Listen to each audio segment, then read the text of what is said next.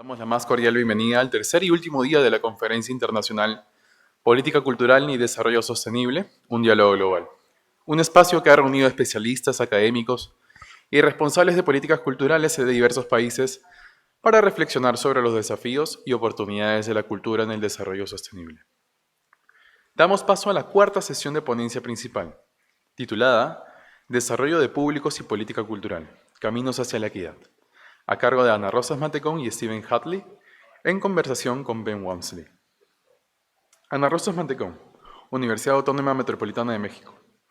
Doctora en Antropología y profesora de la Universidad Autónoma Metropolitana de Iztapalapa. Especialista en públicos culturales, patrimonio y políticas de acceso. Autora de Ir al cine y pensar en los públicos. Stephen Hadley, Universidad de Montfort. Académico reconocido en políticas culturales y coeditor en jefe de la revista Cultural Trends. Autor de Audience Development and Cultural Policy, consultor asociado en The Audience Agency, Counterculture y el Danish Center of Arts and Interculture. Le damos espacio a Ben Walmsley para que pueda moderar la sesión. Muchas gracias. Thank you, and good morning, everyone, to the final day of the conference. We made it to day 3. Great to see so many of you here.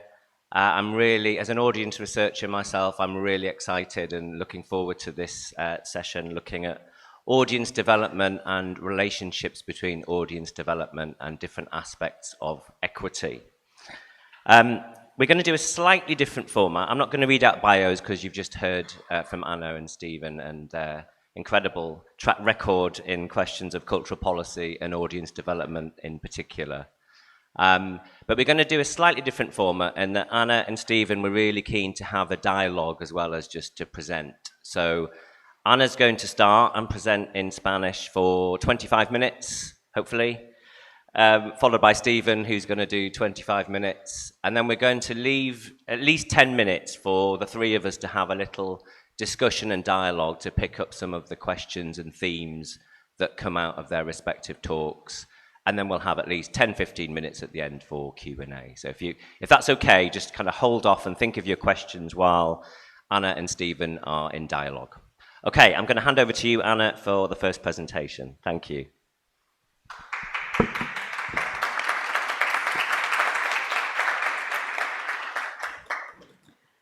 Muchas gracias. Bueno, primero quisiera dar las gracias a Santiago Alfaro y a todo el equipo coordinado por Leila Ferreira de la Pontificia Universidad Católica del Perú, que han, hecho hasta lo imposible para que estemos aquí, para que todo funcione a la perfección. También quisiera agradecer a Stephen Hadley y a todo el equipo de Cultural Trends para impulsar este diálogo en una época en la que se vienen imponiendo la fuerza y las armas. Me parece que simplemente sentarnos a conversar adquiere una relevancia política inusitada. En esta charla yo quisiera retomar parte de las preguntas que suscitaron las presentaciones de Thomas Peters, de Mark Taylor y de Brea Heidelberg, en torno fundamentalmente a qué pasa con las desigualdades persistentes en el campo cultural en América Latina.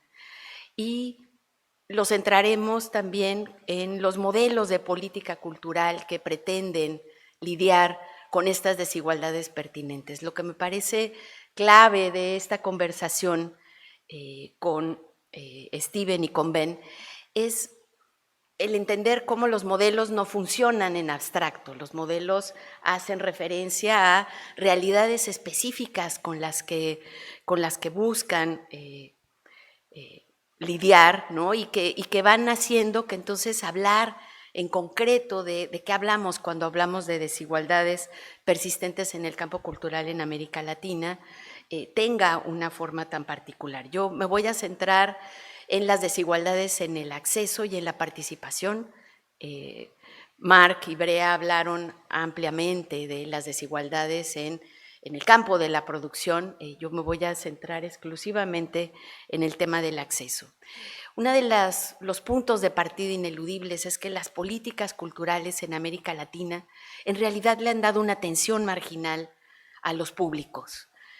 Hay el error de pensar que generar una buena oferta cultural va a lograr atraerlos cuando, bueno, sabemos que apoyar la producción y la puesta en escena no es suficiente para incrementar la atracción de las ofertas culturales. Los públicos, y esto, bueno, lo hemos venido conversando a lo largo de estos días, no nacen como públicos, no nacen, se forman y se transforman en realidad en procesos que siempre son de mediano y largo plazos, a partir de determinadas circunstancias y por la acción de un conjunto de agentes que van influyendo en las formas en las que nos acercamos o nos alejamos de las ofertas culturales. Ser público, entonces, es jugar un conjunto de roles que son producto de una relación que se forja, no están ahí o no surgen simplemente por las ofertas que se dan. Los agentes han venido cambiando históricamente, está desde luego la familia como un agente clave, la escuela también, los amigos, las comunidades circundantes, distintas instituciones culturales y bueno, hoy en día y sobre esto también hay varias mesas, el papel que están jugando Internet y en particular los algoritmos y las plataformas como formadores contemporáneos de públicos. Voy a ir mostrando algunas gráficas que van dando cuenta de la forma que asumen estas inequidades en América Latina. Esta gráfica viene de Argentina y vemos el contraste entre el púrpura y el azul, hace referencia a actividades que se realizaban, que no se realizaban en el entorno familiar, el morado, y las que se realizaban en el entorno familiar. Pueden ver ahí muy claramente cómo el papel que juega la familia como un agente clave y sabemos ahora que la escuela en realidad juega un papel que se articula al de la familia dependiendo del origen social de las familias, ¿no?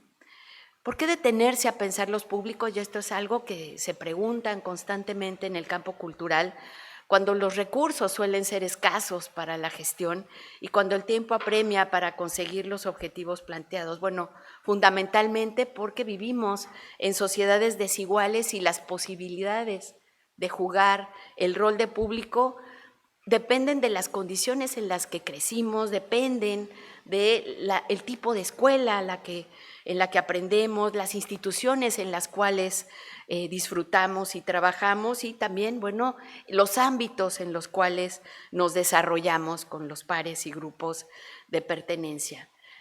La primera constatación que hacemos cuando trabajamos y cuando miramos a quienes logran sortear todas las barreras que hay que sortear para llegar a ser público de librerías, de bibliotecas, de teatros, incluso de centros culturales, vemos que son barreras que hacen que un alto porcentaje de la población no participe de estas ofertas. Esta encuesta de Chile muestra cómo lo que pueden ver en el rango del azul y el blanco es varios años, entre el 2017 y el 2024, y podemos ver personas que nunca en la vida han participado en alguna actividad cultural. Es impresionante, bueno, si lo vemos, la cantidad de personas que nunca han ido a un centro cultural, a una exposición de arte, a obras de teatro, y bueno, en mayor proporción o en menor proporción a bibliotecas, incluso a una función de circo o a una función de cine que está entre las prácticas culturales a los que menos gente declara no haber ido nunca. Podemos identificar un conjunto de barreras que dificultan el jugar el rol de público. Desde luego la edad es una barrera clave, el género, la etnia, las habilidades diversas, ¿no? Las posibilidades que tenemos en el campo de la visión, de la escucha, de la movilidad, las habilidades neurológicas. Hay barreras simbólicas, está, bueno, también las más obvias, la distancia geográfica, el costo del transporte, la entrada y el capital cultural. Esta encuesta que se hizo en México de la población que asistió a eventos culturales de acuerdo al nivel de escolaridad nos muestra el papel tan importante que puede jugar el cierto nivel de escolaridad como una puerta que abre la posibilidad de jugar el rol de público. Esta encuesta de Chile muestra también el papel que puede jugar el nivel socioeconómico. Nosotros vemos, bueno, en el porcentaje de personas que participan según rango etario por nivel socioeconómico, el rojo es el bajo, el blanco es el medio, el alto es el azul, y podemos ver cómo a mayor nivel socioeconómico son mayores las posibilidades de que nos convirtamos en público de una oferta cultural. En América Latina hay especificidades que tienen que ver también con el tema étnico. Aquí en esta encuesta del Ministerio de Cultura del Perú vemos las posibilidades que los ciudadanos que hablan castellano, quechua, aymara u otras lenguas tienen de haber asistido a una función de cine, que como vimos es la práctica que en realidad es más desarrollada a nivel latinoamericano, y pueden ver cómo la diferencia entre las personas que hablan castellano y las personas que hablan aymara, por ejemplo, para poder jugar este rol de público de cine.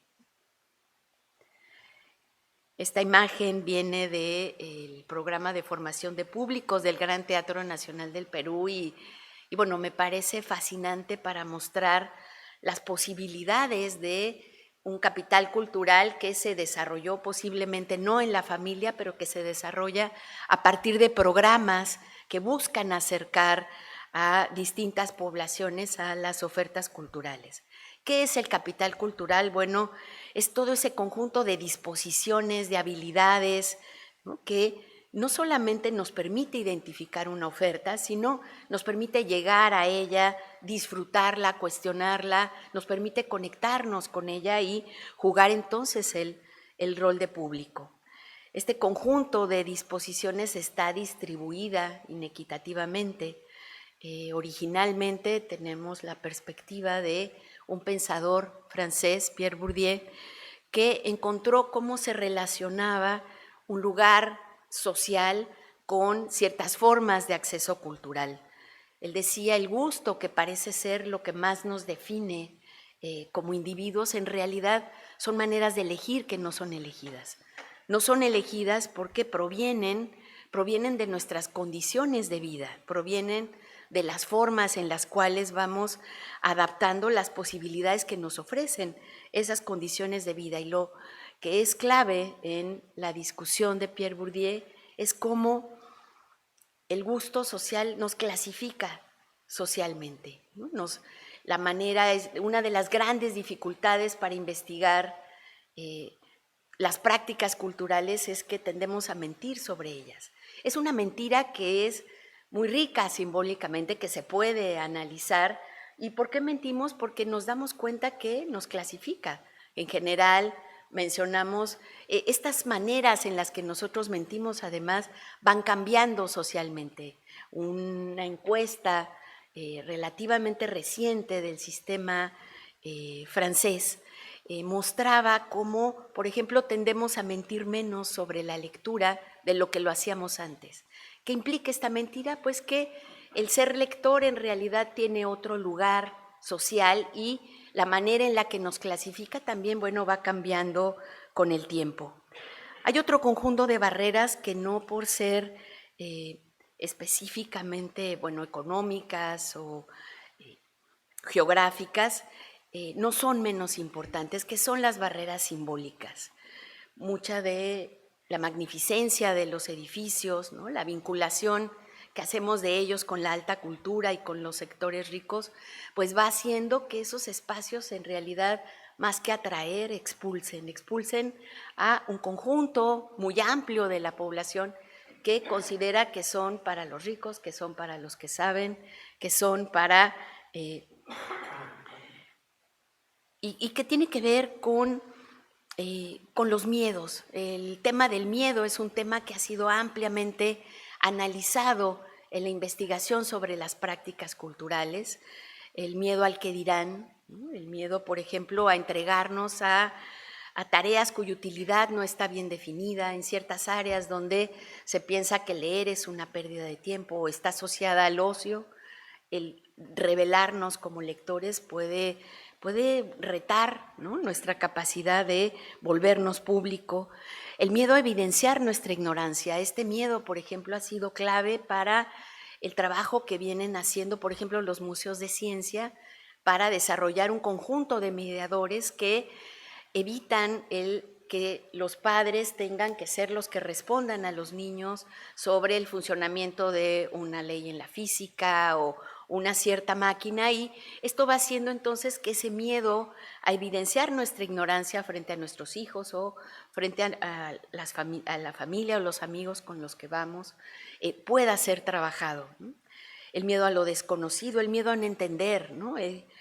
Buena parte del trabajo que vienen haciendo, por ejemplo, los museos de arte contemporáneo o centros que buscan lidiar con ese miedo y ayudarnos a jugar el rol de público, tiene que ver con estas representaciones que tenemos sobre los espacios culturales y sus públicos, y también las representaciones que tenemos sobre nosotros mismos y las preferencias para el tiempo libre. Estas representaciones se pueden traducir, y de hecho lo hacen, en la conciencia o muchas veces de manera inconsciente de lo que cada uno de nosotros puede o no apropiarse. Hay restricciones que son restricciones que me parece tienen que ver con legislaciones desiguales respecto a lo que ocurre en Europa. Y este boleto, por ejemplo, es un boleto de una empresa cinematográfica, Cinépolis, que se atrevió a poner en el boleto, bueno, que se recomendaba a las personas con discapacidad que se abstuvieran de ingresar. Fuera de pensar que estamos hablando de ciudadanos con derechos culturales, detrás de esto hay la idea de una simple práctica de entretenimiento que es la responsabilidad de sujetos específicos, ¿no? Y no la tarea de las instituciones en particular de abrir y de generar las condiciones para el acceso. Toda esta gama de situaciones a las que me he referido están en permanente transformación y sobre todo han venido transformándose radicalmente desde la última década del siglo XX por la masificación del Internet.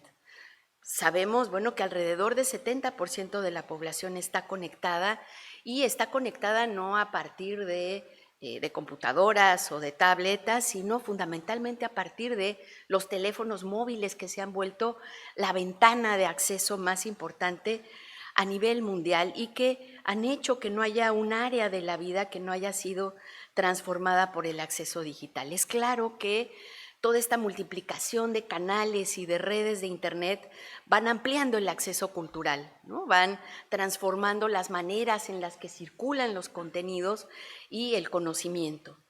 Es indudable, además, que se van generando una serie de dispositivos de cooperación que en alguna medida, esto cada vez es más cuestionado, pero es indudable que cambian constelaciones de poder. Vemos por todos lados usuarios dotados de diferentes grados de alfabetización tecnológica que van creando y van manteniendo una infraestructura compartida. Estos nuevos escenarios también han transformado, y esto es muy claro en toda América Latina, como no toda la oferta cultural circula por los canales formales o institucionales a los que me he referido, sino que los escenarios se vienen transformando por el impulso que tiene el capitalismo desde abajo, el tema de la influencia de la innovación tecnológica y la expansión del acceso de Internet, que han catapultado no solamente la factura, sino también la distribución de los bienes culturales pirata, ¿no? Hay también, y esto creo que ha faltado en la discusión, el reconocimiento de todos los emprendimientos alimentados por la creatividad popular y comunitaria que generan otros espacios de acceso y que no tienen el mismo registro, ¿no?, que tienen las ofertas formales. Los públicos se vienen transformando en estos escenarios, de hecho la noción de público nos queda cada vez más corta para dar cuenta de esta multiplicación de formas de participación que con la convergencia tecnológica, bueno, va favoreciendo combinaciones de formatos y lenguajes y desde luego va difuminando la separación entre productores y consumidores. Hablamos ahora de usuarios, hablamos de produsuarios, hablamos de prosumidores, con términos que buscan dar cuenta de estas múltiples maneras de conectarse, ¿no?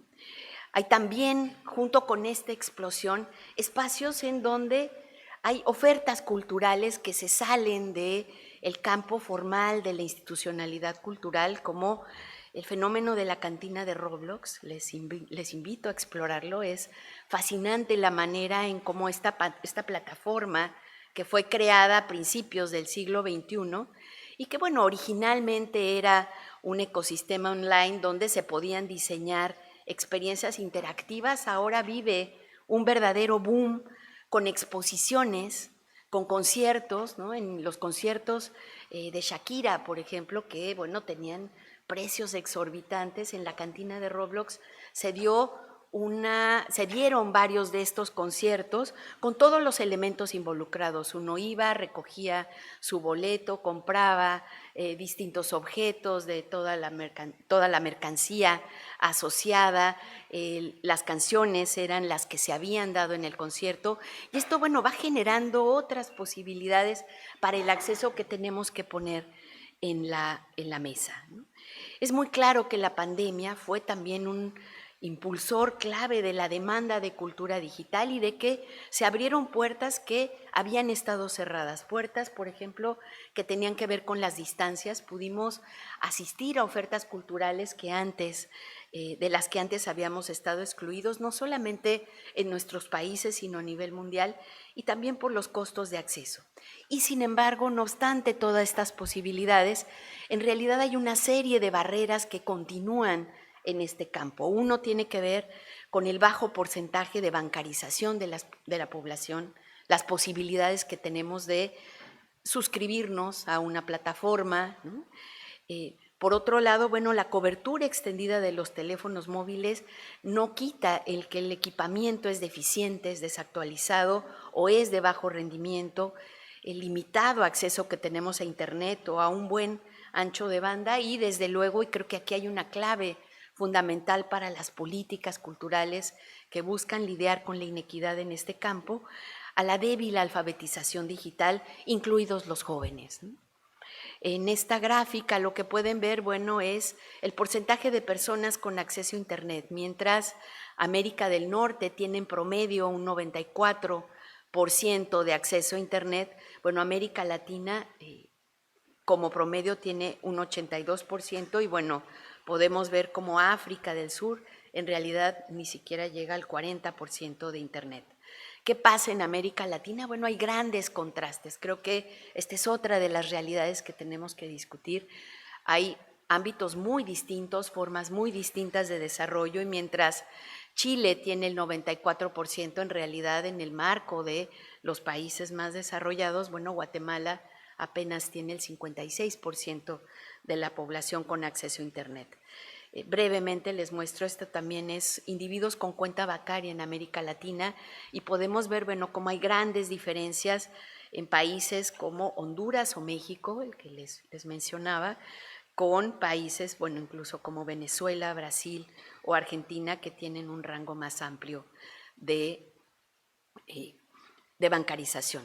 Estos nuevos escenarios han transformado el papel originalmente que tenía de la determinación del origen social sobre las prácticas culturales. Estamos frente a transformaciones que no suponen el fin de las barreras culturales, pero que muestran un escenario de creciente fragmentación del acceso y que hacen que los mecanismos de exclusión operen en relación con una pluralidad de diferencias más complejas. Yo quisiera pasar a la segunda parte de nuestra conversación, es la que vamos a articular con Ben y con Steven, que tiene que ver con qué tipo de políticas culturales se han desarrollado en América Latina para lidiar con estos escenarios de desigualdad persistente. En realidad podemos identificar de manera ideal porque buena parte de nuestras instituciones en realidad mezclan varios de ellos, tienen algunos elementos muchas veces en una combinación conflictiva, pero tiene básicamente que ver con tres formas. Una es la concepción que piensa que formar públicos es mejorar un servicio y ampliar la taquilla. En realidad, esta es la visión dominante, tristemente. Si uno googlea la bibliografía sobre formación de públicos en América Latina, un alto porcentaje de la reflexión va en este sentido y básicamente se ve a las instituciones culturales como empresas, a los públicos como clientes y a las tareas de formación de públicos meramente con criterios cuantitativos. El segundo modelo es el modelo de la democratización del acceso que, si bien busca derribar barreras para el acceso a bienes y experiencias, en realidad buena parte de la noción de cultura es una noción de alta cultura, fundamentalmente la producción especializada, y el público se imagina como un educando. Se le mira como un receptor que requiere herramientas que no posee para relacionarse con las ofertas culturales que son consideradas valiosas. ¿Cuáles son los límites de este modelo, no obstante su relevancia y no obstante que muchas instituciones ni siquiera logran arribar a él? Es la verticalidad, esta idea de las instituciones como autoridades incontestables y fundamentalmente el carácter monológico de las ofertas. La democracia cultural se presenta como una alternativa a estos dos modelos y busca básicamente lidiar con los retos que ofrece la digitalización mediática y la participación. ¿Cuál es el perfil de ella? Bueno, es estimular el acceso y la participación creativa. La idea es, bueno, generar condiciones que no solamente faciliten el acceso, sino que pongan en valor otra noción de cultura, que pongan en valor otras producciones culturales. Los públicos dejan de ser vistos como educandos y se les mira como ciudadanos con derechos que son interlocutores, ¿no? Que son participadores creativos de la cultura en tanto espacio de diálogo y encuentro. ¿Cuál ha sido la principal limitación de este modelo? El que no reconoce las asimetrías en el acceso y de que no ha desarrollado políticas específicas para pensar en estas asimetrías y la manera en la que van moviéndose en este contexto contradictorio. ¿Qué pasa en el marco más amplio de las formas en las que accedemos ahora culturalmente? Pues que hay un contexto de creciente demanda de participación por parte de los usuarios contemporáneos, pero el modelo favorecido, el modelo de negocio favorecido por las plataformas, por este capitalismo digital, va haciendo que crecientemente dejemos de formarnos como participadores y nos volvamos seguidores, ¿no? El caso de Twitter, ahora X, y el de YouTube son elocuentes, ¿no? Mientras ambos espacios fueron formados para la conversación horizontal y para la idea de una comunicación distinta a la de la televisión, ¿no? YouTube era la idea de tú eres la televisión. Datos de José Van Dyck muestran cómo en Twitter el 10% de los usuarios produce el 90% de los tweets y YouTube, que originalmente era esta red de interacción, ahí es inclusive más fuerte, el 4% de los usuarios sube el 75% de contenidos. Quisiera pasar a la última parte y terminar con ello, pensando cómo estos modelos en realidad necesitan ser reubicados en otras perspectivas de la exclusión. Es desde luego claro que tenemos que plantearnos, bueno, cómo incluir a los sectores excluidos. Por un lado, bueno, y es claro en esto el modelo de la democratización de la cultura, identifica y combate barreras de acceso, pero esto es solo una parte del problema. En realidad tenemos que reconocer el papel de las instituciones culturales en la reproducción de las diferencias y en el reforzamiento del sentimiento de autoexclusión.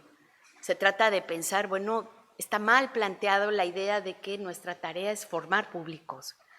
Creo que está mal planteada. En realidad, el punto de partida es que los públicos tienen que aprender a relacionarse con las instituciones culturales cuando el objetivo sería más bien generar condiciones de comprensión cultural mutua. Creo que con estas políticas las instituciones tienen la oportunidad de repensarse a sí mismas a partir de reconocer y encontrar otras formas de dialogar con los públicos. Las instituciones están dispuestas a hacer consciente este rol. ¿Cómo integrar el concepto de democracia más allá de un servicio que se abra a los individuos, en función también del diálogo con los públicos, ¿no? Para construir políticas y agendas de trabajo conjunto? ¿Qué implica poner a la equidad en el centro de la agenda? Yo creo que no es solo la posibilidad de que las instituciones se repiensen a sí mismas, cambiando sus discursos y sus prácticas ligadas al poder de la desigualdad, sino implica también transformar los contenidos, las formas de comunicación, las estructuras laborales, las lógicas de funcionamiento. Implica también transformar la noción de a qué cultura es a la que vamos a dirigirlo, a esa cultura en singular que hemos definido verticalmente, o vamos a realmente concebirlos como coparticipadores, como ciudadanos también con prácticas culturales que tenemos que poner en relación. Implica desde luego desafíos metodológicos. ¿Cómo vamos a conocer a esos interlocutores en estos contextos cambiantes? Creo que hay todo un reto también metodológico para pensar en cómo vamos a identificar a esos otros, ¿no? Identifica entonces también, escuchar, sabiendo, que en este ámbito hay conflictos y puntos de vista encontrados que merecen ser abordados en un horizonte más amplio de políticas de inclusión y de impulso a la creatividad. Gracias.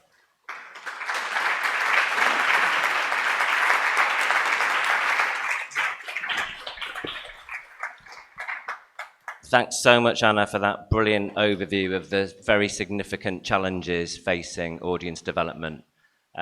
I was really struck by your description of audiences as the chosen ones, as well as by, as we know, the very symbolic barriers faced by huge proportions of the population, and of course the very real concrete barriers faced by marginalised groups that have just increased with digital poverty. So thank you so much. We're going to now move on to Stephen Hadley for 25 minutes in English about audience development for a comparative perspective from Europe and the UK. Thanks, Stephen. Good morning. I'm going to try and do this as quickly as possible. Because you've already had quite a lot of methodology and data from Mark, one of our colleagues yesterday, I'm going to keep this much more at a conceptual and kind of theoretical level. There is a lot of methodological underpinning, but I'm not going to go into detail because it's Friday morning and it's much more interesting to think about some ideas. And what I'm going to talk about is based on quite an extensive body of research and publication, both on myself and colleagues, including Ben, and try and summarize all of that, but ideally leave you with more questions than answers so that we can then have a dialogue and a conversation. And partly because a lot of this work, in terms of audiences, and my own background is as an audience development person working in the arts sector before I became an academic, but a lot of that work has led me to see audience development and a lot of these conversations not as a problem of management, but as a problem of policy and ideology, which has partly led to the publication of this book, which we launched recently, in terms of looking at this idea of audiences within a policy context, and I'll talk a little bit more about that shortly. But what I want to do is frame this conversation around stories and narratives, because I've worked with well over 200 cultural organisations in my career, and what's always really struck me, whether we're talking about audiences or we're talking about data or we're talking about art or access, is that all of these things are embedded within a story that the organisation tells itself. And the people working within the organisation tell themselves a story. and they tell each other stories, and they tell themselves stories about their audiences.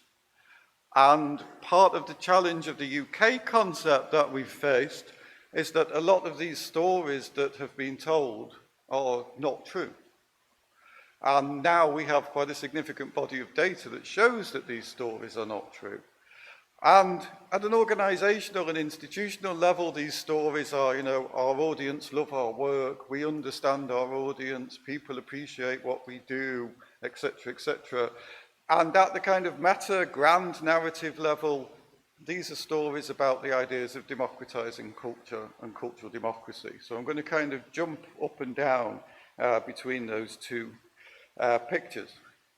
And of course, stories are incredibly important because we tell ourselves stories in order to live.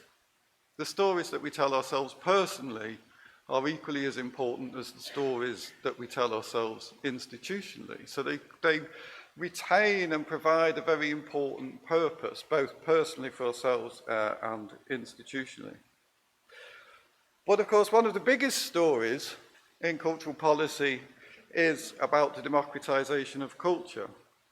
And one of the interesting things when you think about audience development in relation to processes of democratization is that A, the vast majority of audience development doesn't work. But B, even if it doesn't work, we have to still be seen to be doing it. Because the story is that we are democratizing culture. And we can't divert from that story, so we have to keep acting as if the story is true and the story has an ending at some point. And it's interesting because if you think in the UK context, our first Arts Council model, the Arts Council of Great Britain, set up by John Maynard Keynes in 1946. So we're not far off 100 years now of being in this story.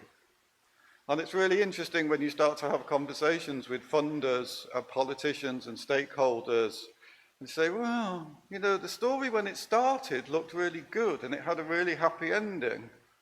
We're nearly 100 years into the story now and the happy ending still seems really far away. So then you have to start asking a question going, well, does this story ever end? Or actually is this story serving another purpose? Is the story that we're democratizing culture simply enabling us to carry on with the status quo whilst looking like we're doing something else?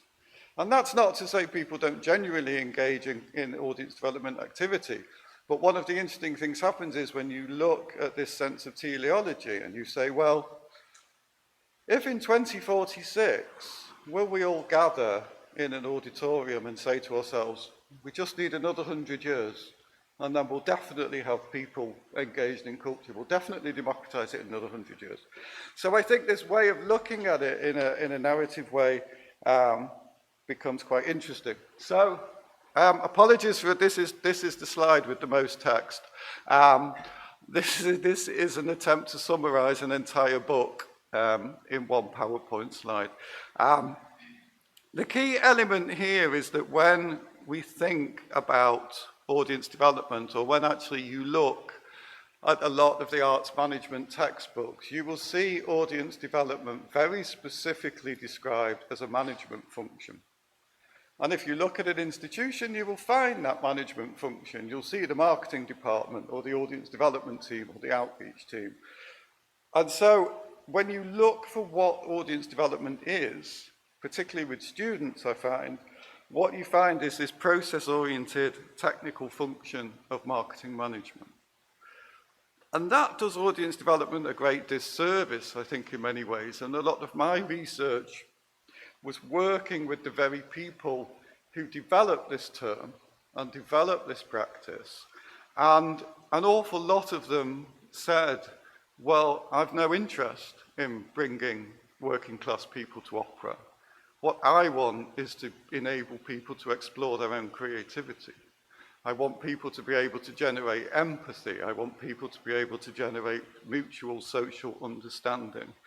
And that was what led me in the first book to start thinking about audience development not as a function of management, which is just very limiting. And you all know the models, and we have segmentation and CRM and all these wonderful management tools to do audience development. But at heart, audience development is an ideological project, not a function of management. It's an ideological project because it sits in and is part of the process to deliver a much wider policy framework. And that policy framework generally oscillates between these 2 points, and I'm not going to discuss either of these in detail because I'm sure you both know what they mean and what they are, and other speakers have spoken to it anyway, but I just want to talk about what has happened in the UK context and what some of the implications of that might be, both for thinking about audiences, but also for thinking about cultural policy more broadly.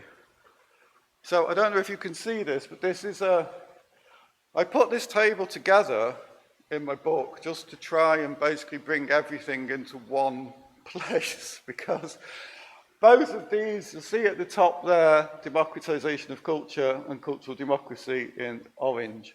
And I wanted to try and bring, there's hundreds of years of aesthetics and sociology and philosophy and policy that have come to form what these two ideas mean, and I tried to kind of put them just in one table as a handy reference point, if nothing else. It's on page 44, if you want to find it.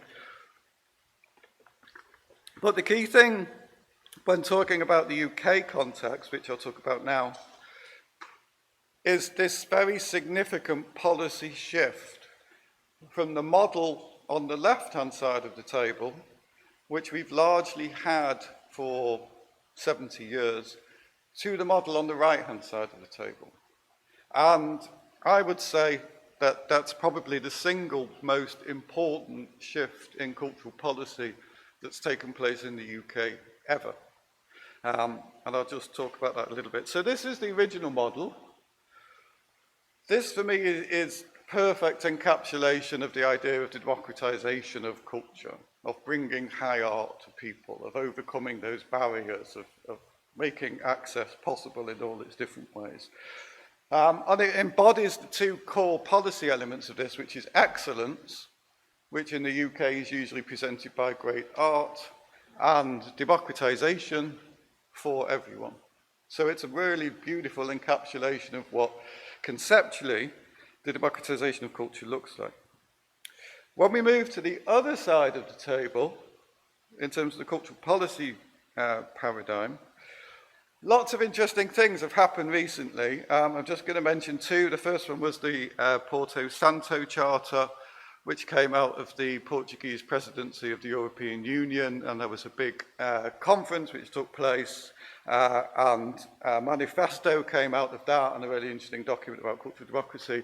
For my purposes here, it's the Let's Create strategy, which is Arts Council England's 10-year strategy, and as a strategic framework, really signalled the policy shift in many ways from democratization of culture to cultural democracy. And what's interesting, if you get the PDF of Let's Create and you do a word search, you will find audiences appears as a word once in the entire document. And art doesn't appear at all, because Arts Council have started to articulate this shift as a move away of not talking about excellence and not talking about audiences, but talking about communities and creativity and everyday creativity and self-empowerment and all of these different language that we use when we articulate this shift. So already we can see when we talk about audiences, the frame for that has already started to move quite considerably. And in many ways, this has started to look. Any prizes for anybody who can tell me who this is? I don't know what the prize is, but I'll find one. It's Copernicus. And Copernicus articulated the Copernican revolution in astronomy, which was from a what's it? Oh, I can't remember. So it was from here. Well, it was, it was basically the movement from the idea that the Earth was at the center of our universe to the fact that the sun was at the center of our universe. Okay, and in many ways, what we've started to see is this idea that the art and the artist have been taken out of the center of the universe, and the audience and the individual have been put in its place. And in many ways, that's part of how we can articulate this process in cultural democracy. And I also wanted to make reference to Luis's work. He's up there. Hello, Luis.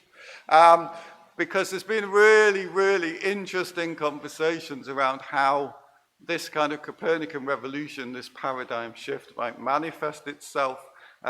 Luis and Emmanuel called it the participative turn in cultural policy. It's also been referred to as the end of cultural policy. It's been referred to as the death of the democratization of cultural policy. And there's been an awful lot of really interesting dialogue around, well, what does it mean?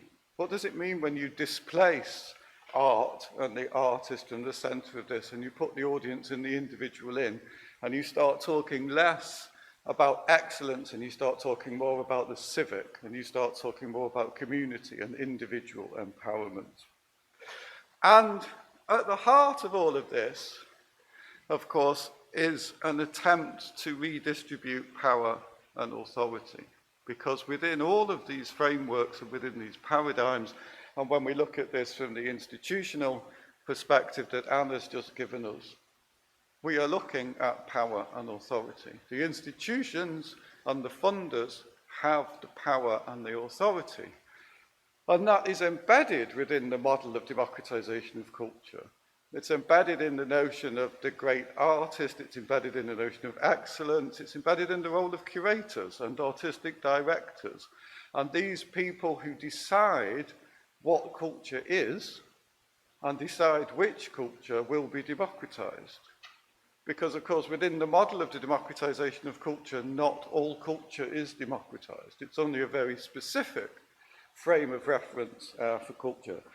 As we were discussing yesterday, and I said to Anna, we have a Royal Opera House in London, but we don't have a Royal Hip Hop House. And why is that?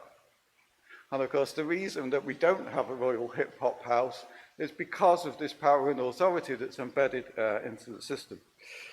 And one of the interesting effects of this, which I've written about in the book chapter, in the book that Ben co-edited, is that if you work in the cultural sector and you are personally and professionally attached to the values of the democratization of culture, the taking of these great forms of art and this excellence and bringing it to the population, then if somebody turns around and says that's now wrong, we're not doing that anymore, we're going over here now, it's actually very difficult for a lot of people working in the cultural sector, because one of the interesting things that happens if you work in the cultural sector is that your professional identity and your personal identity tend to be the same. You know, if you drive a bus, you've probably not got that kind of same dynamic going on between your professional identity and your personal identity. But in the cultural sector, as in other sectors like medicine, education, and so on, these two identities tend to collapse. So when we have this shift to cultural democracy, that can be difficult for people. And to use the example here, this is from a UK comedy duo called Mitchell and Webb. It causes people to reflect on whether they're the bad guys all of a sudden, which is a really interesting place for people who work in the cultural sector to find themselves. The other thing is that in this attempt, and I won't go into it now, but maybe we can do it in the discussion, in the attempts of the Arts Council to move to a cultural democracy model, of course, what needs to happen, because we're in a zero budget scenario, is that if you wish to give money to cultural democracy activities, you have to take it away from somewhere else. And we've seen this in the attempt to relocate English National Opera outside of London. We've seen it in the attempt to take funding from the major institutions and give it to the smaller ones. So it's become a really deeply problematized and complex context in terms of who gets the money. And of course, who gets the money is who has the power and the authority. So where does this leave cultural policy? How long have I got left? 10 minutes. Oh God, right, great. I've got loads of time. Slow down. Have a little drink of water. I'm going to give you two quotes from the very brilliant Brian Eno. I use Google Translate to translate them, so I hope they make sense. I'm not going to read them, I'll let you.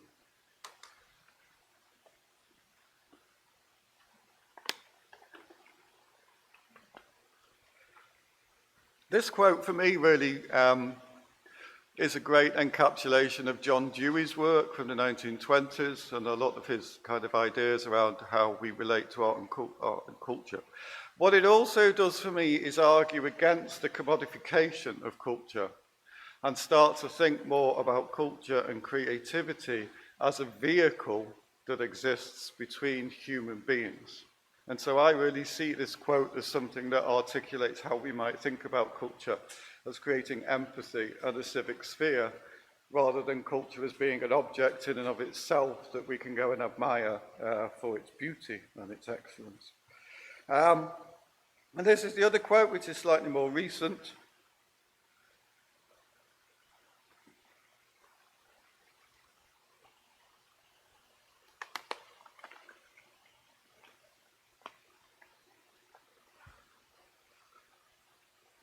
Has anybody read this book? What Art Does? It's really interesting, and for everybody who's very busy, it's also very short, so I can highly recommend it.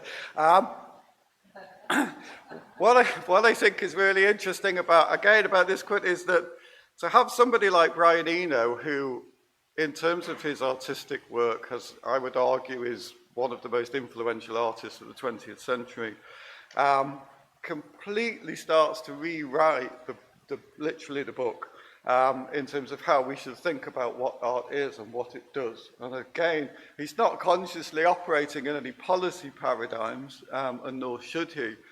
But the book very clearly articulates, I think, an awful lot of what the model of cultural democracy talks about.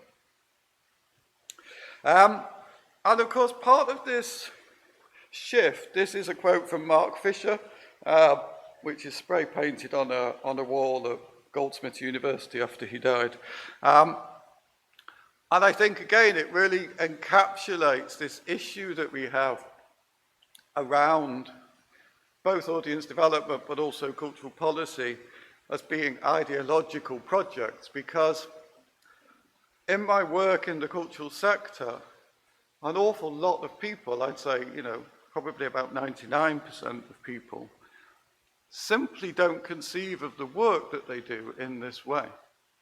Because the story that they have, which is usually the story that they were brought up with, the story that they were given from their parents when their parents taught them how to play an instrument and took them to a museum and to a gallery and so on, is never questioned. So for them, this model of the democratization of culture is a natural order. It's not something that needs to be questioned. It's the equivalent of saying to them, why do you breathe? It just doesn't, it's not a question that needs to be asked, is it?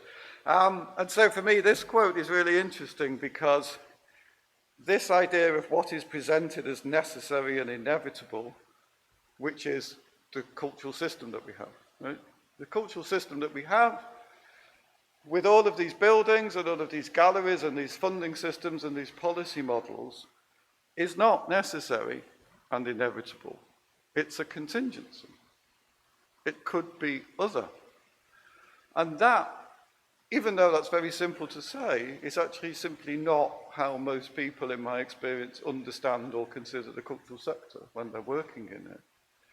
It's like something that has existed forever and will exist forever, and if only we can just tweak out these little problems. So, I think part of the task is to make what was previously deemed to be impossible seem attainable. And This, I think, is part of the problem, is that what we've seen in the UK is that we have had a very, very solid, methodologically rigorous data set for well over a decade now. And whilst things are slowly starting to change, it's very clear that the data hasn't had as significant an impact as it could have. You would imagine that when you have that body of data, it would be revolutionary in terms of how things approach. And again, I think it reveals that when we think about the stories that people operate to, people are actually very invested in maintaining a status quo, or maybe just changing a little bit of the story, but not actually removing the book altogether. But now, slightly more positive note, I just want to talk about a couple of initiatives that have happened to kind of bring it up to speed. So we've just had very recently, we have a big project in the UK called Creative People and Places, and they've just announced their new national portfolio, and I can't see the data because I don't have speaker view, but the number of organisations that have been funded has significantly increased, and it's again a real signpost of this moving from one paradigm to another in terms of audience development. The Creative People and Places do some really fantastic work, and importantly, from the community cultural democracy model, it's bottom up. It's not audience driven, because audiences, I think, audience development doesn't find a comfortable place in these conversations when you talk about community empowered and community driven work, because they would be the audience in effect. Anyway, we can talk about that. And Lisa Nandy, we recently launched the UK Town of Culture competition, and again, this idea of narratives and stories starts coming back. Everywhere has a story. This is a competition to tell working class stories. And importantly, it's about valuing local communities and ensuring all parts of the country are represented in the national story. So we find again that even when we have these large competitive models, they're about enabling people to contribute to narratives and stories, and in this case, hopefully, with an authentic and self-owned voice. The downside of the initial bad news, let's say, in terms of this kind of participatory turn, in terms of how we think about this, is that literally about 3 days ago, the new indices of multiple deprivation were published in the UK. Now, the indices of multiple deprivation are not specifically cultural in that they simply map deprivation. It's a really amazing piece of work. They do things like ask how many pairs of shoes children have in the household and so on. Have all these indices to show levels of deprivation and inequality, but then they map cultural participation on top of that. And unfortunately, what the very, very recent data showed is that that map of disadvantage has hardened, and that map of cultural disengagement on top of it is just replicating these same old systems. So in the UK context now, of course, we can see the relationship very clearly between cultural engagement and education, and cultural engagement and deprivation and so on. What we're not seeing is any movement in that, despite a lot of the initiatives that were taking place. So just wanted to touch on this bit, pathways to equity. I'm sure a lot of you are familiar with this picture, or sort of equivalent pictures. There's about 10 million of them on the internet now.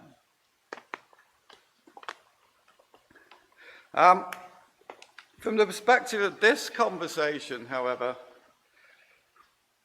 what's important is not the bottom half of the picture. What's important is the top half of the picture, which in this case is sport, but for my purposes is culture. Is that if you only look at this context of equality, equity, and justice, you're looking at the same definition of culture the whole time. The challenge actually is to question the definition of culture at the top. What is it that they're watching? Not, are they able to watch it? And for me, it's a very different question. And so I think a lot of what's happened in this context is that whilst many people have argued that the democratization of culture has failed, and therefore audience development as a kind of project or concept has failed, what it has succeeded in doing is regenerating that conversation around what is culture. What do we mean when we talk about culture, democratization of culture, cultural democracy? So in this picture, we've got quite a changed definition in the UK now. When we started in that reality position, we could look at that and say that's the democratization of culture, and we've got these barriers, and we need to break these down, and we need to do audience development. But actually, we are moving, albeit slowly, to a point where culture is self-defined and community-defined. It's not defined by power and authority. It's defined by individuals who have been given the power and authority to decide which culture has meaning for them, not which culture has meaning for somebody else, which they should also find meaning in. So I think that shift in perspective on this picture is actually really important. And just to close, I think, and again, as Anna herself has articulated, we've got a really interesting position now because we have, of course, a very significant cultural infrastructure that has been built up over many decades, not just in the tangible material infrastructure of buildings and the power that they have, but with the institutional power that sits within that. But at the same time, we also recognize the civic potential of what we could achieve through a cultural democracy approach, of how we could actually combat all of the horrific things we're seeing globally now in the rise of populism and the hard right and so on, an increasing body of evidence that shows that actually a cultural democracy approach that's focused on civic engagement, it's focused on community building, it's focused on empathy, it's focused on human connection and understanding is the key to combat that, okay? You're never going to combat Donald Trump with Marla, but you might combat Donald Trump with cultural activities that bring communities together and help foster understanding. So that's me done.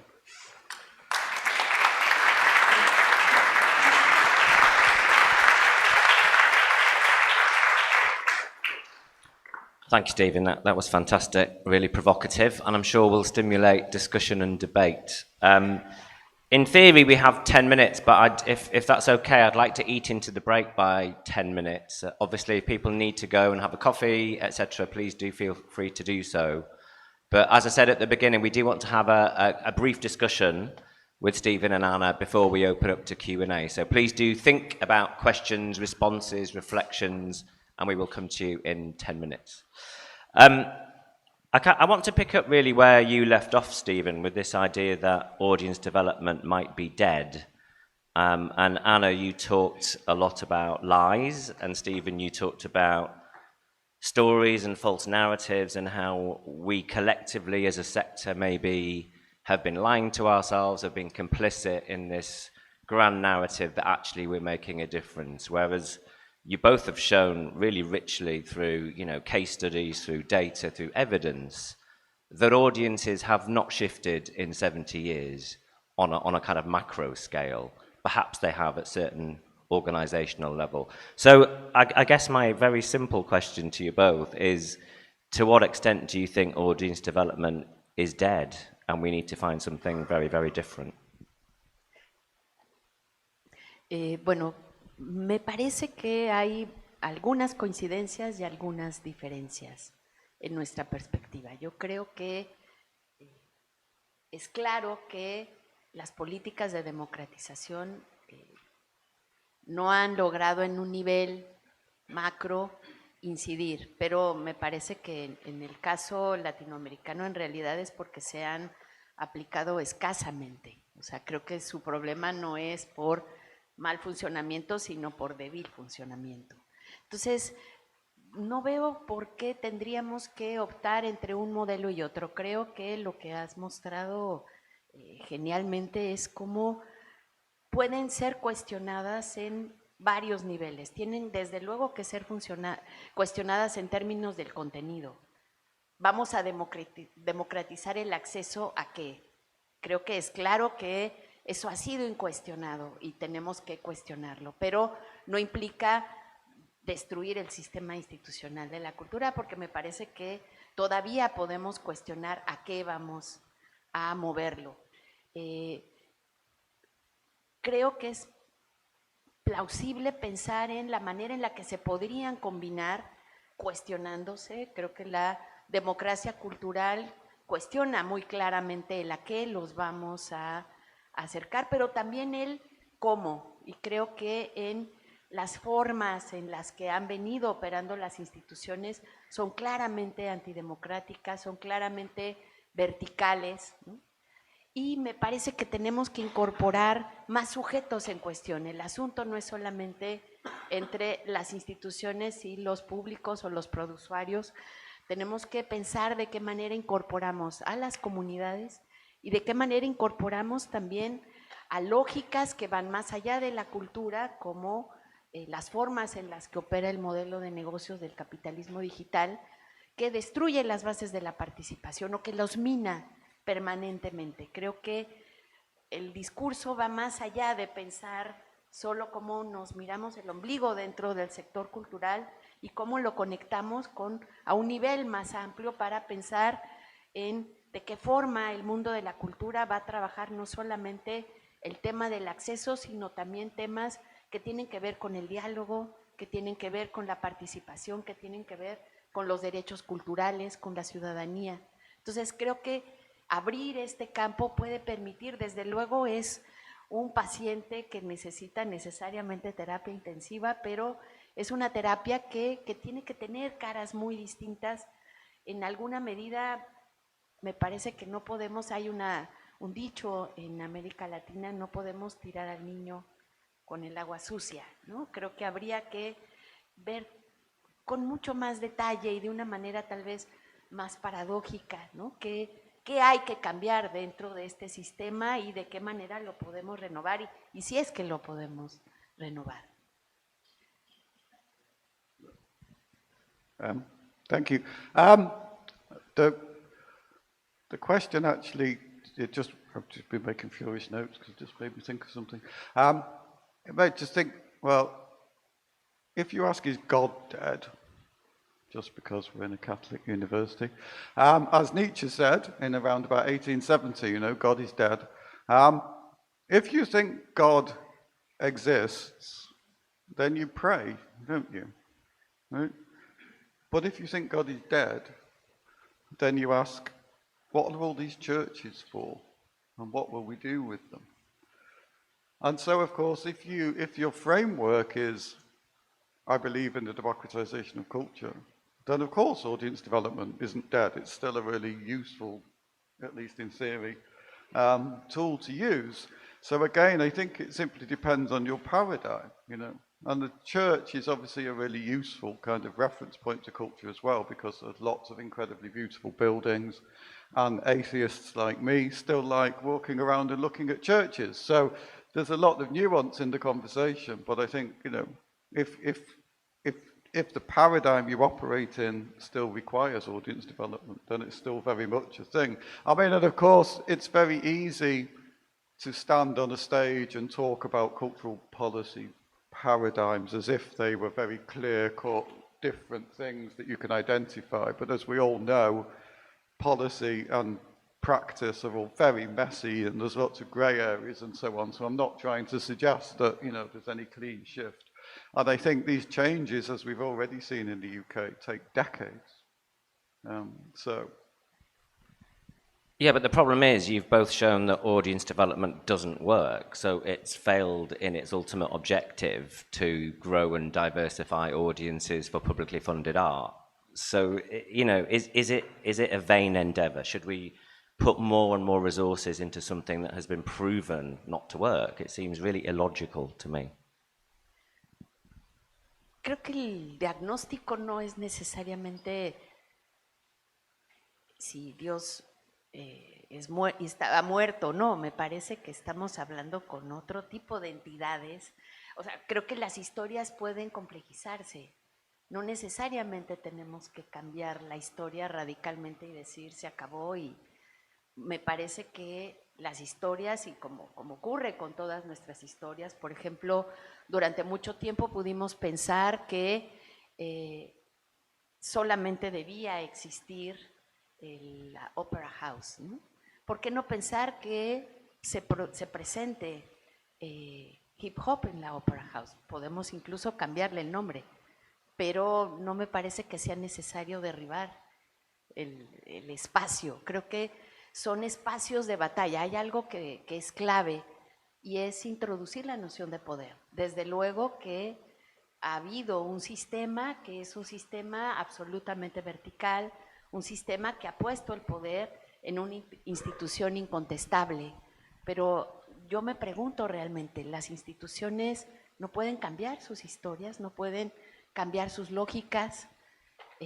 Estamos aquí con muchos gestores culturales también que han dado la batalla en espacios, batallas que han optado por pensar que estos son espacios de lucha, y que desde luego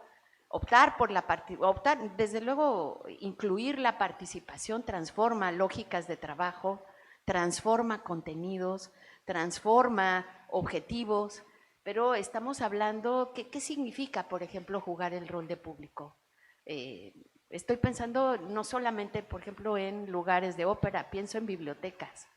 ¿Qué significa ir a una biblioteca? ¿Qué significa jugar ese rol, apropiarse de distintos tipos de contenidos, poder estar ahí?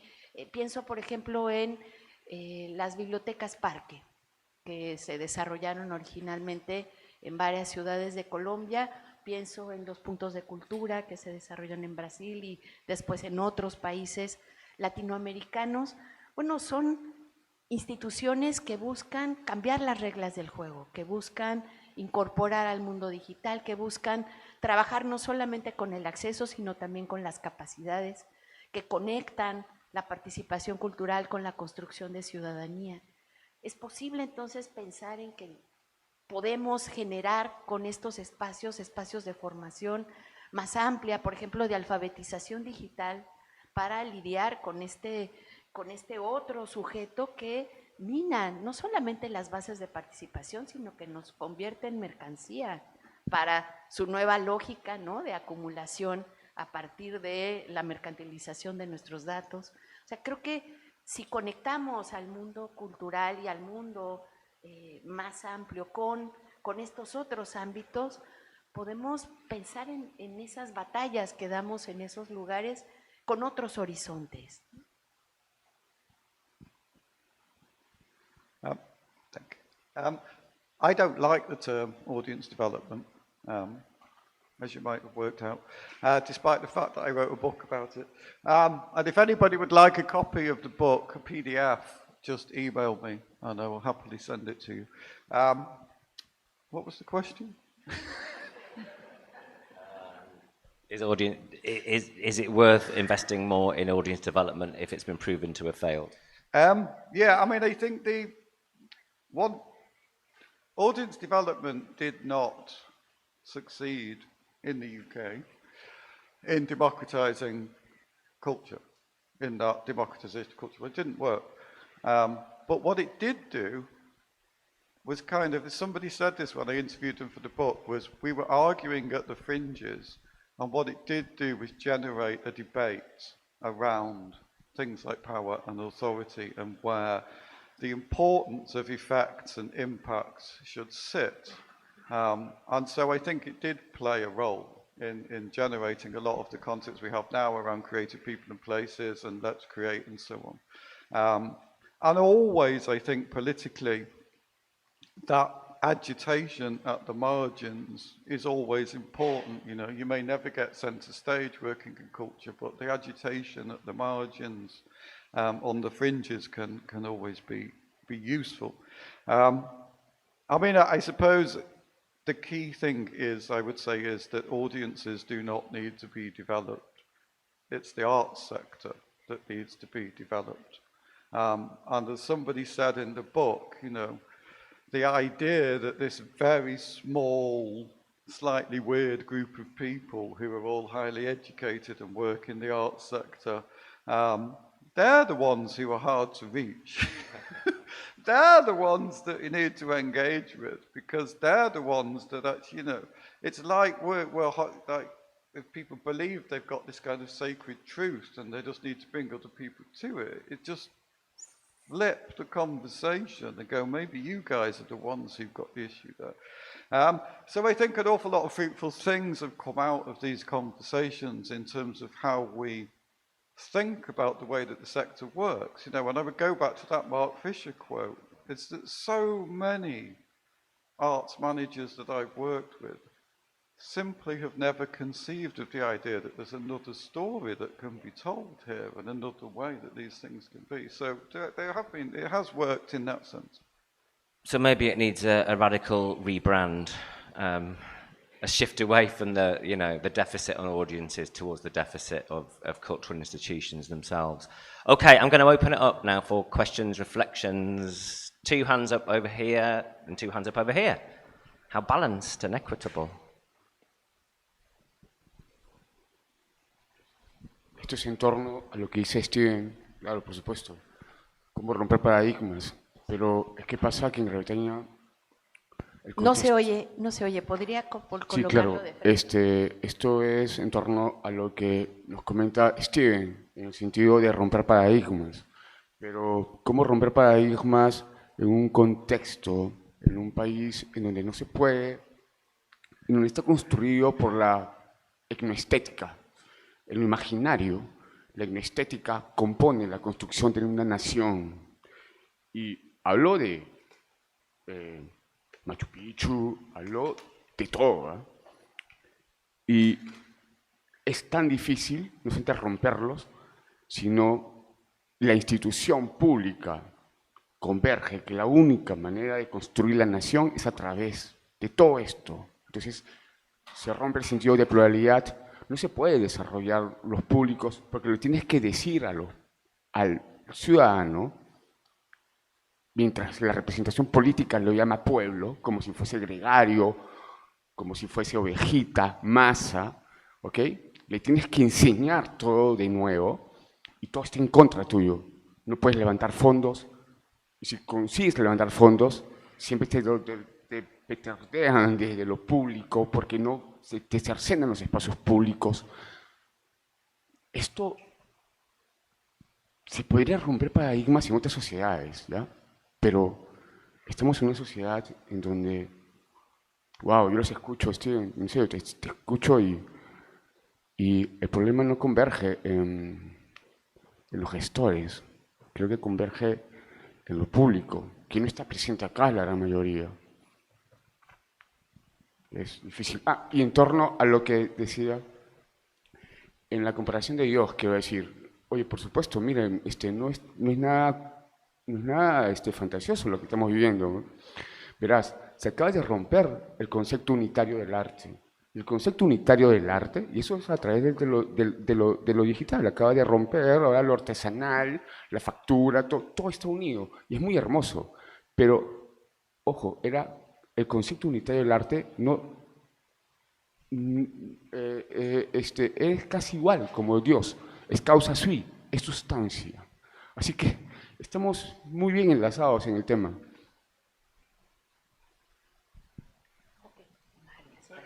Yeah, let's take 3 or 4 questions and we'll respond globally. So, second question over here. Hi. Yo estaba tratando de pensar en otra metáfora del niño con la batea, que llevan 2, que sale el niño con la batea en esta conferencia. Y pensaba, ¿quién puso al niño en la batea para empezar, no? Pero yo creo que tenía una pregunta sobre casos específicos donde ustedes hayan visto que la redistribución del poder en alguna institución haya sido directamente afrontada y si haya hecho algún piloto o experimento para cambiar esta relación entre audiencia e institución. Hay este festival Kilowatt en Italia, no sé si lo conocen, donde invitan a la comunidad a que sea parte del grupo que elige las obras de teatro que se ponen en la comunidad, desde la persona que trabaja en la panadería hasta la otra persona, y se transforma la relación de poder en cuanto a lo que la comunidad quiere ver e interpreta, ¿no? Entonces, bajo esta lógica, yo sí creo que debería de morir el concepto de audiencia, de desarrollo de audiencias, en tanto se plantea como una ideología, que estoy de acuerdo. Si lo tratamos como una ideología y queremos generar una contraideología con una práctica política para hacerlo, ¿por dónde avanzamos en este cambio o transformación de esa ideología? Estoy siendo radical, claramente. Yo creo que el desarrollo de audiencias en la práctica de la gestión cultural tiene que aprenderse como una práctica, y tenemos que sofisticar nuestros métodos y democratizar y utilizar las instituciones que tenemos, porque no tenemos el lujo de cerrar un museo cuando no tenemos suficientes espacios culturales, ¿no?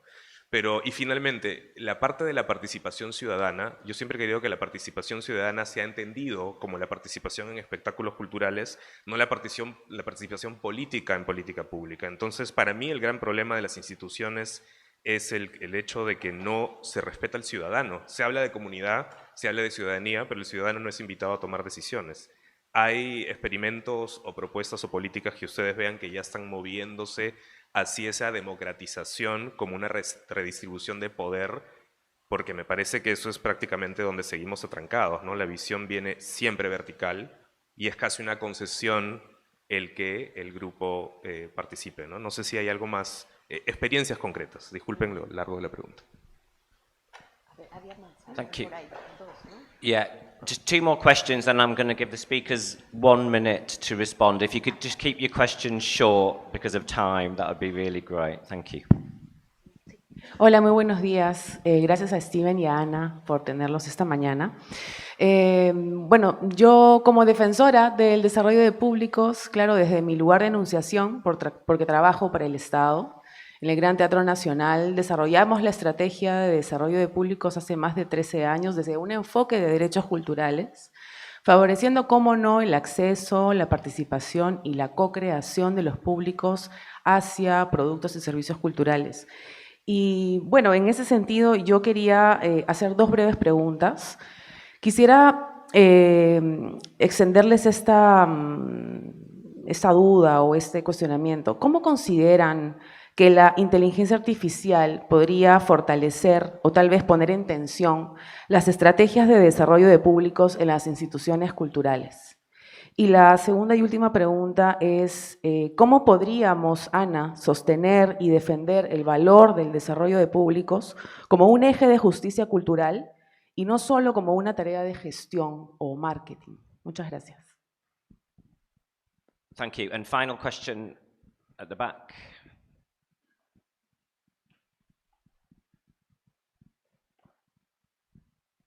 Hola, gracias. Bueno, mi pregunta es para Steven y para Ana.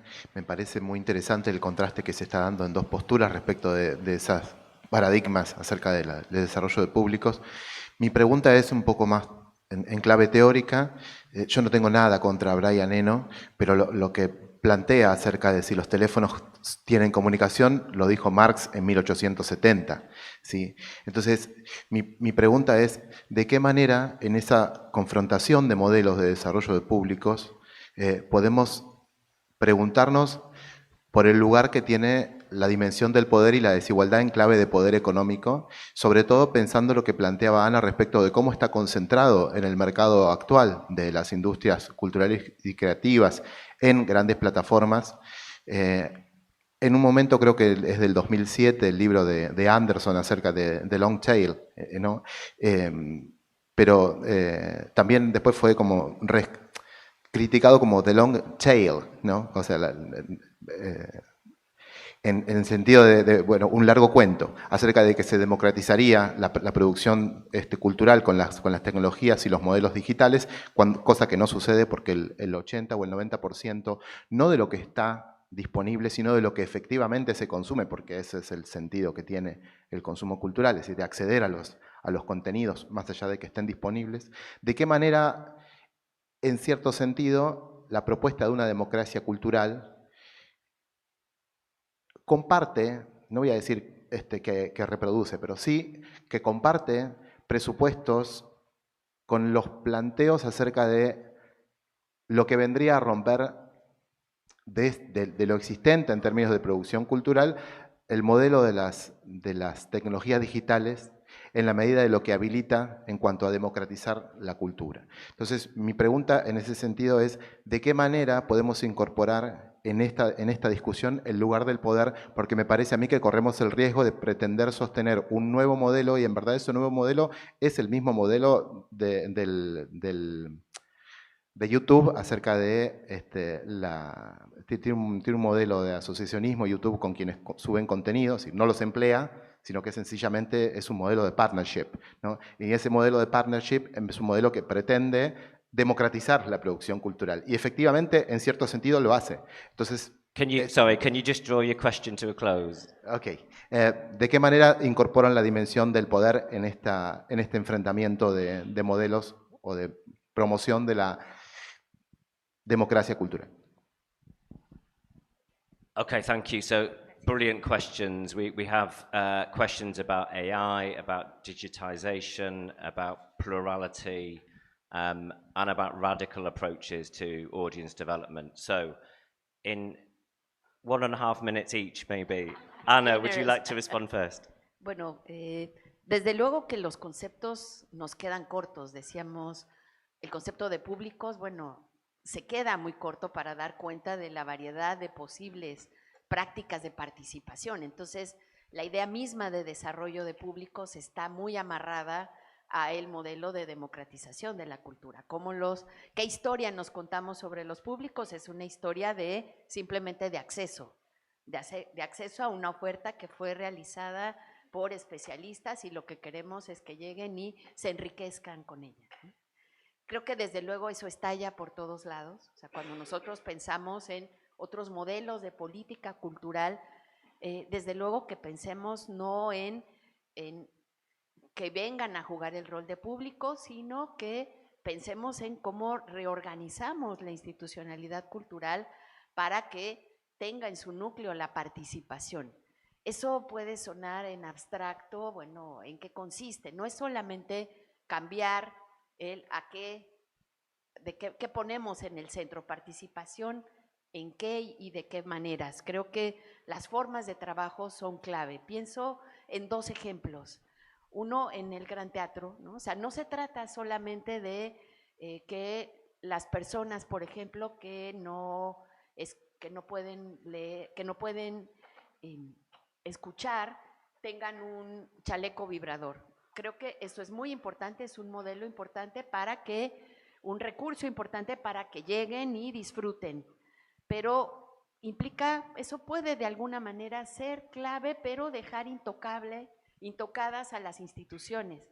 ¿Qué ha hecho el Gran Teatro? Bueno, pensar en cómo estaba funcionando mal el sistema, por ejemplo, de subtitulado, generaba un ruido tremendo, hacía que la gente que estaba leyendo los subtítulos en realidad se distrajera. Entonces, ¿qué hicieron? Bueno, se reunieron con comunidades de personas que no leen, que no escuchan o que tienen problemas de visión, y entonces se cambian los contenidos, se cambian las formas en las que se opera. O sea, ¿qué implica eso? Eso implica poner en el centro a comunidades que participan de otras formas. Pensaba también, por ejemplo, en el Museo Nacional de Colombia. Tiene un programa que se llama Explorando Patrimonios, que ya desde el nombre, que creo que los nombres importan, pone en el centro la idea de no se trata de traer a los niños que viven en las comunidades, en los suburbios de la ciudad de Bogotá, no se trata de traerlos al museo, sino se trata de trabajar con la revalorización de sus patrimonios, con el reconocimiento y de ponerlos en diálogo. Creo que son maneras específicas que posiblemente no cambian las jerarquías en todo su conjunto, pero que van construyendo ocasiones para pensar la participación de otra manera, ¿no? Creo que ya acabé mi minuto. Thank you so much. That was a brilliant 1.5 minutes. Stephen, final word. I know you have your merchandise to flog, so I'll let you close Apologies, I briefly. was just multitasking. Yeah, I mean, I just very, very briefly, because I know everybody wants coffee. Yes, there are very specific examples. There's loads of case studies on the Creative People and Places website, really good evaluation of case studies and practice examples. And lots of Arts Council publications on cultural democracy. What does it look like? What will it mean? We've not really explored, I think, in the UK, the real implications of it. Because again, if you operate in this zero-sum scenario, if you give to one, you have to take from another at this very simple level. And I think that's something that we haven't actually reconciled ourselves to in quite a fundamental way. I suppose in terms of the paradigms and the shifts, I would make a very simple but important point, which is, if I gave you all a choice between monarchy and democracy, I assume you would all pick democracy as a paradigm to operate in. But obviously, as we've seen in our democratic context, eventually over time, the power and the authority starts to drift upwards, strangely, not downwards. So I'm not naive enough to think that we are in any way moving towards some kind of policy utopia or paradise in terms of cultural democracy.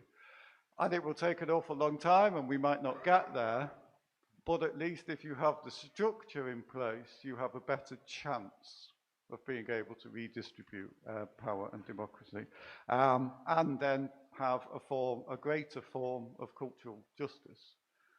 There is no cultural justice in the way that the subsidised sector works in the UK.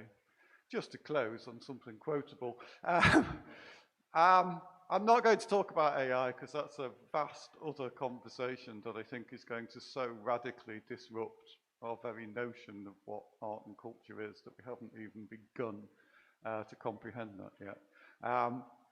But I think what's important is this dialogue, and let's carry it on over coffee and lunch and in the weeks and months to come, because it's by sharing our experiences and sharing our understanding and seeing who has what data and what does that data do and so on, that we move this conversation forward. So thank you all for coming.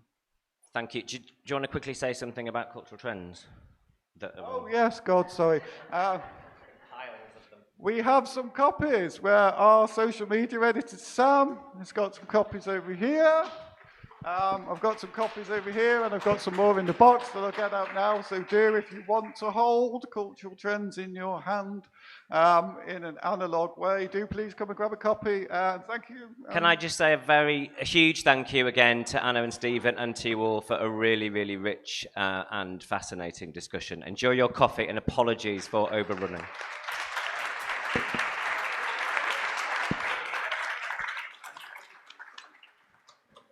Sam, can I leave it with the box?